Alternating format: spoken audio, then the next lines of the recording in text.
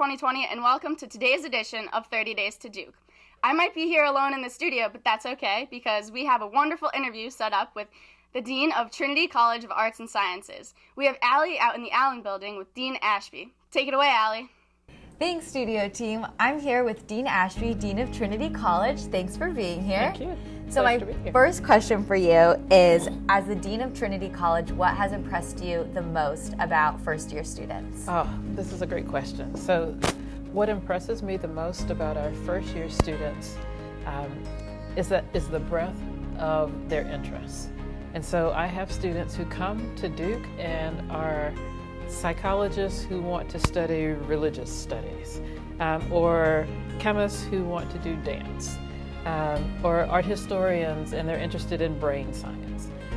And so that breadth of student interest is a beautiful thing in our first year class, and I think that's actually pretty intentional because that's what Duke is.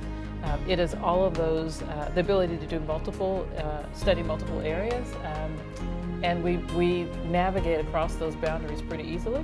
So I'm really impressed that that's who our student body is. Definitely. And what is one thing that you want first-year students to know about you that they couldn't find on an online profile about you? Okay. Let's see. The thing that well, okay. This is a great question. So I'll tell you what you could find, okay, and then I'll tell you what you couldn't find. They're connected.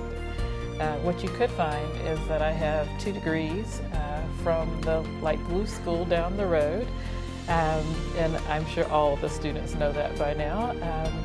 And I'm a huge sports fan. And as a matter of fact, I attended both UNC Duke basketball games this year at UNC and at Duke.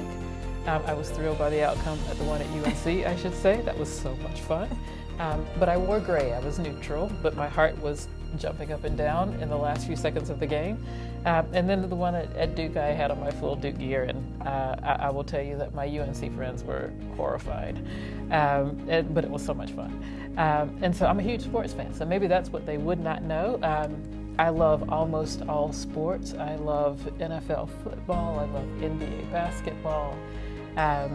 And I'm sure you would not know, I love NASCAR. I could watch that car go around that track for hours on end, and it's a beautiful thing. And I have discovered that the strategy is so fabulous to watch. I think that's why I love sports in general, because it's just strategy, but I love all sorts of strategy. I love strategic planning. I could do it for weeks on end. I love leadership strategy. So strategy is what I love. That's why I love chemistry. It's strategy. And so I love NASCAR, and that would not be what most people might imagine. So definitely. Yeah. Exactly. And what is your vision for Trinity College, and how do you think first-year students can tap into that vision? So my vision for students, particularly in Trinity, I guess it's for faculty, staff, and students in Trinity, but I'll focus on the students. My vision for the students is for them to, so all of our students are brilliant, okay, just intellectually incredibly strong. I've also mentioned that they have this breadth that they want to study, but my vision for them is that they will take all of that knowledge and really do what we say we're going to do, which is actually put it in service to society. But how do you do that, right? So it's one thing to have knowledge, it's another thing to be able to apply it to really help people. My vision is that they will gain, while they are here, a real sense of humility and a real sense of the privilege that it is to have a Duke education, and feel even more inspired to give back to either to the communities from which they came or to communities that or people they've never seen before. But just to harness all of that intellect with a sense of service and privilege and humility such that they leave Duke putting that into real action. Okay? And so that's what I hope that students learn when they are in Duke Engage, right? That's what I hope they learn when they're doing various co-curricular activities, when they're studying abroad, when they're working in the Durham community. It's one thing to be incredibly knowledgeable, but it takes a real humility to help people. And so the practice of that while they are here is a real goal for me. Because to me, that is the if they have that that real sense of where they belong in the world, in addition to the intellect, then I think we will have done our part in educating students. I also want them to leave here realizing that as much as they have learned, they don't know anything. And you know what I mean? Definitely. That like the older I am, the more I know. The things that you thought you were 100% sure that you knew, you find out more information. So if students can leave here solidly in their fields, right, having established themselves, but with a real sense of, I'm willing to ask questions continuously for the rest of my life because I'm going to go into every situation as a learner, as a student. That to me is game changing.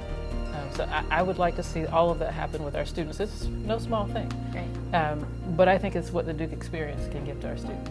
Definitely. And our final question for you is, tell us what Dean Ashby was like when she was a first-year student. Do you have any advice that you would give to your former self?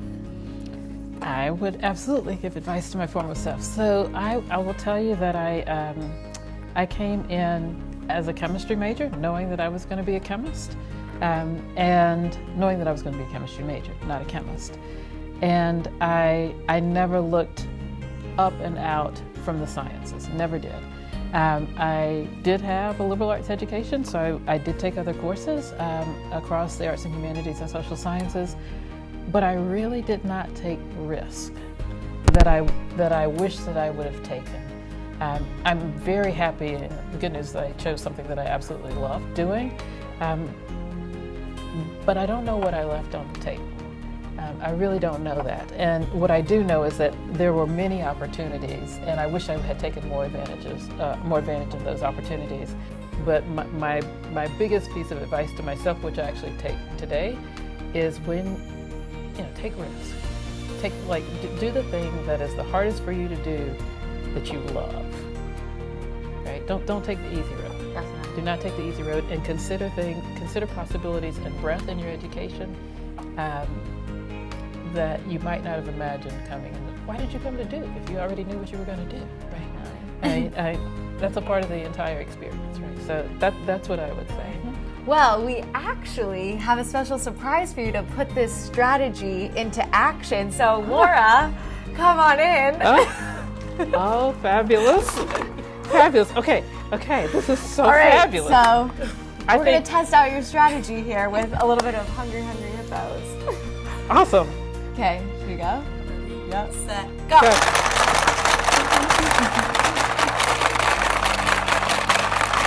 I think I'm winning.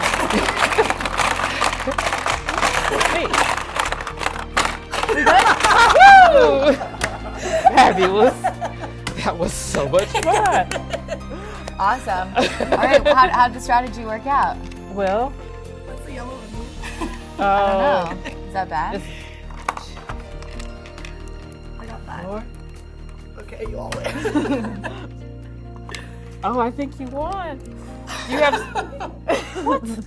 Oh, I'm also competitive. We have to do it again. We couldn't tell. We couldn't tell. Well, thank you so much, Dean Ashby.